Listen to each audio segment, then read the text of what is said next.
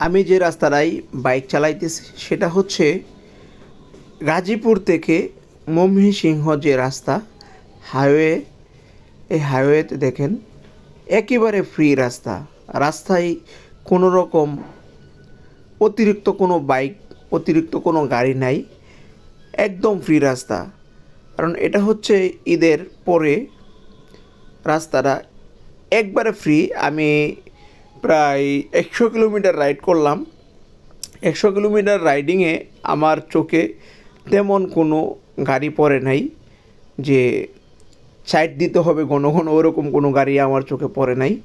So আপনারা যারা গাজীপুর থেকে ময়মনসিংহের দিকে যাবেন ঈদের পরে, আমি যেহেতু আসলাম, একদম ফ্রি।